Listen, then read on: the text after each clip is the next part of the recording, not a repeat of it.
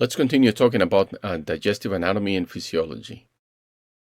We're going to focus our attention now into the small intestine and the three main sections of the small intestine. So we'll start with the duodenum. The duodenum connects directly to the stomach and receives that acidic digesta that is coming from the stomach. So in the duodenum, we'll have the neutralization of that acidity with bicarbonate. Some of that carbonate comes from the secretions of the pancreas.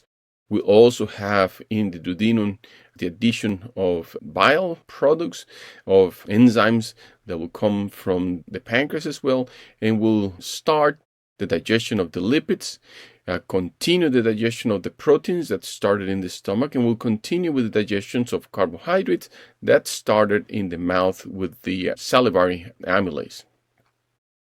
The duodenum also produces a certain amount of hormones like secretin, cholecystokinin, and others. And again, we're not going to go in this talk in detail about what those enzymes does in detail, but most of those enzymes basically have functions to regulate the emptying rate or the passage rate from one compartment to another by regulating the amount of motility that goes on in the digestive system. In general terms, that's what most of these hormones will do along the gastrointestinal tract. The jejunum is the longest section of the small intestine, and here is where the majority of the digestion and absorption of nutrients is going to take place. At this point, let's talk about the intestinal mucosa that we have throughout the entire gastrointestinal system. The function of this mucosa is several-fold. First and foremost, it will secrete digestive enzymes, and then it also has the function to absorb those nutrients. It also provides and secretes mucus, and this mucus provides a physical barrier. It's a buffer zone between all those digestive process that is going on in the lumen of the intestine, and provides protection to the enterocyte, so the digestive enzymes are really not digesting the enterocytes as well. And then, very importantly, provides a physical barrier. And this physical barrier is in three main categories. It's this barrier function, it's either physical, when you have cell to cell contact, and then there is no allowance or there's no space between these cells, fairly close and tight, by the tight junctions. We have a chemical barrier, like we talk about it, with the secretion of mucus, and we also have an immune function that is part of this barrier function. And all these, but the main goal is to maintain all those microorganisms that are present in the lumen of the gut, to maintain them there and avoid for them to enter the body. Remember that up to a certain point, we can consider that the lumen of the gut, it's an external part of the body. It's not really inside the body. Yes, I know it's inside the animal cavity, but if you think about it, the digestive system has an entrance and has an exit. And it's not a sterile environment. We have the presence of microorganisms throughout the gastrointestinal tract. So this barrier function is very important to make sure that those microorganisms stay outside the body in the lumen of the digestive system, and don't come inside the body where they could potentially cause diseases and illnesses. The ileum is the last segment of the small intestine, and here's where it's going to mark the end of the digestion and absorption of most nutrients. Not all of them, but most nutrients. At this point, the end of the ileum is very well defined by the ileocecal valve. This valve is very important because it controls the amount of digesta that flows from the ileum into the cecum, and it should be that flow from the ileum into the cecum. A lot of times, and we'll talk about this throughout different talks, when we have failure of this ileocecal valve is when we may encounter certain types of illnesses in the main form of diarrhea. And we'll talk about dysbiosis at some point in time, but here we'll define it as dysbiosis simply as the presence of a bacteria in the wrong site. So for example, in the cecum we'll have normal presence of E. coli that are not really causing any disease there. But if they migrate because there's some failure at the ileocecal valve and these E. coli migrate into the ileum, then in the ileum they could produce a clinical signs of diarrhea. When we look at the wall of the digestive tract, we find out that it has different types of layers. And then sometimes we tend to forget that there is a smooth muscle throughout the entire gastrointestinal tract. And is this muscular system the one that is responsible for the peristalsis? And the peristalsis is that contraction of the gut that allows the movement of digesta, in the case of the pig, in one direction only, and it moves from the mouth to the anus. And then there is no reverse peristalsis. If we do have reverse peristalsis, most likely it's going to be because some type of pathology, but normally speaking, the direction it's one. When we look a little bit more in detail the structure of the small intestine primarily, we're going to find that we have these villi, which are these round structures, and then we have villi, and then we have microvilli. And then we have the brush border membranes, and we'll see this more in detail in a couple of slides. All these folds, basically what are doing is increasing surface area. And then so the small intestine, let's say, looks like a tube, but it's really not a straightforward tube. And if we calculate the surface of that tube, it would be much higher than if we were talking about a regular tube, like a pipe that we use to transport water. And are all these folds basically, again, the main job is to increase surface, so we have more ability to digest and absorb nutrients.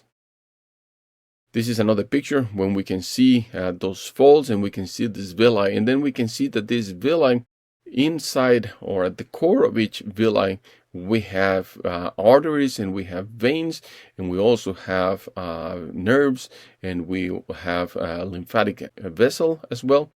And then all the idea behind all of this is basically to be able to move those nutrients from the lumen of the intestine through the enterocyte and deposit them in the different venules that eventually will take all those absorbed nutrients to the portal vein, then the liver, and then the rest of the organism.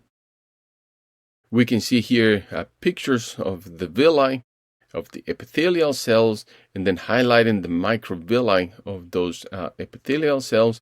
And then after, within the microvilli, we can see hints of the brush border membrane, which even increases the surface more. There are many different types of cells in the intestine, and every cell has a very unique function. There are 5 major intestinal cell types along the gastrointestinal tract, primarily in the small intestine. We have absorptive cells, those are the enterocytes. We have goblet cells, and we have undifferentiated cells in the crypt, and then we have enteroendocrine cells and the Paneth cells. Here are 2 structures that I would like to emphasize their main functions. The villi is this structure that goes into the lumen, and then that's where the final digestion and the absorption of nutrients is going to take place. The crypt is where the stem cells are located, and these stem cells, their function is to produce new enterocytes, and these enterocytes, as they mature, they will go up into the villi until they reach the tip of the villi, and that basically marks the end of their productive or functional life, and eventually they will slough off into the lumen of the intestine. So there is a constant replacement of cells along the villi, and all those cells come from the crypt. When we talk about health and healthy animals will have a small crypt, means that their rate of replacement of enterocytes is relatively lower.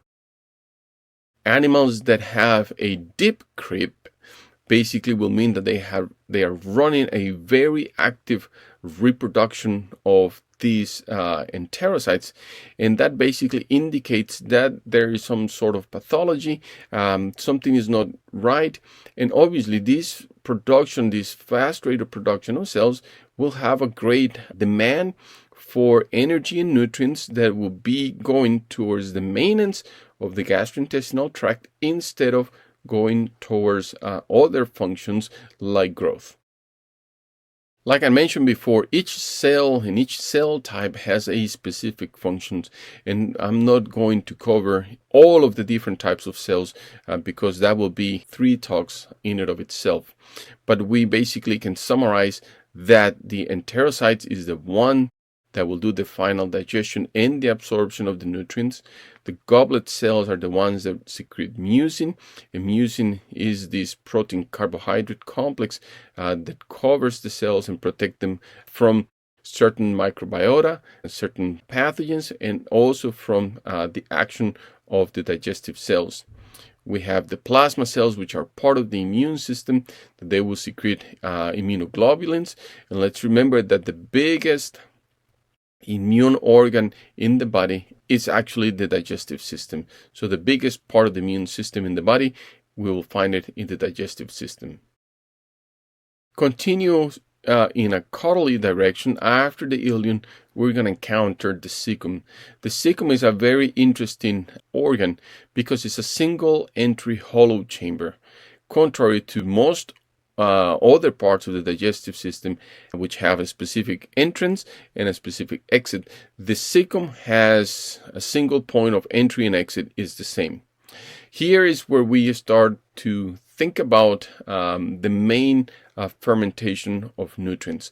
And then let's remember, and we'll see these more in detail later on, that all the nutrients, if a nutrient is not digested and absorbed, it's going to be fermented.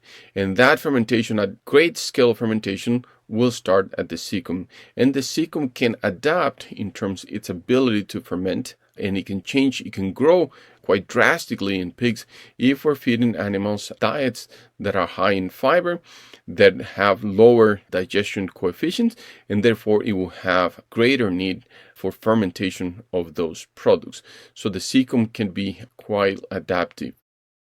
Like I mentioned before, sometimes fermentation can be so predominant in the cecum that because fermentation generates gas, and then this gas, when accumulates, it produces pressure. This pressure can put pressure on the ileocecal valve, and when the ileocecal valve opens with the objective of allowing the passage of digesta from the ileum into the cecum, if the pressure is too high into the cecum, we can have some backflow or reversal of that unidirectional check valve and actually pass some contents of the cecum into the ileum. The problem with this is that digesta that is present in the ileum has a much higher microbial population than that in the ileum and any other part of the digestive tract until this point. And that's when we can enter problems of dysbiosis and actually cause some clinical pathologies like diarrhea. After the cecum, we have the colon or the large intestine. In here, basically what we're going to have secretion of carbohydrate protein complexes that is going to work as lubricant as this material flows down into the end of the small intestine. The other thing that goes on here is we have absorption of water. And therefore, because we're extracting that water, then that lubrication is needed for the digesta and eventually the formation of the stool or the feces to take place and without causing much irritation. In the colon, we also have the absorption of volatile fatty acids and other products of microbial fermentation. And as we'll see more in detail, not every fermentation is beneficial. There are lots and lots of different fermentation products that can be actually quite harmful to the pig. After the colon, we have the rectum, and the rectum is basically that anatomical part that connects the anus with the colon. And then the rectum signals the end of the digestive system. It signals the end of the digestive process. And basically what the rectum does is to receive the stool that was formed in the colon and holds it for a period of time until it's ready to get out of the body. With the rectum, we need to be aware in swine production of problems with prolapse. And these prolapse could be due to cold stress, could be piling, could be to transport, coughing, could be because of the presence of disease, pathogens, many other things. But it's something important to consider that rectal prolapses is not normal occurrence in pigs. And when we have it, it's something that when it's a time when to call both the nutritionist and the veterinarian and put them together to talk to each other to see if we can figure out what is the source of the problem in order to fix it. Finally, we get to the anus. The anus is the last part of the digestive tract, and it's a series of internal and external sphincters. And these sphincters are basically muscular units or round muscles. And basically the main function of the anus is to control defecation. Let's review some points that we have talked thus far. In which part of the digestive system does the greatest absorption of nutrients take place?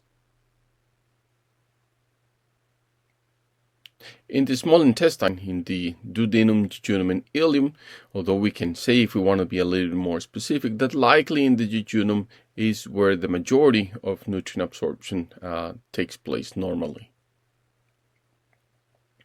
Where most microbial fermentation occurs in the pig's digestive tract. The majority occurs in the cecum, although we can have fermentation processes along the entire gastrointestinal tract because we have microorganisms present along the entire gastrointestinal tract. What is the difference between the intestinal villi and the crypt? As I mentioned before, the villi are the absorption unit and the crypts are where the replacement cells for the villi are produced.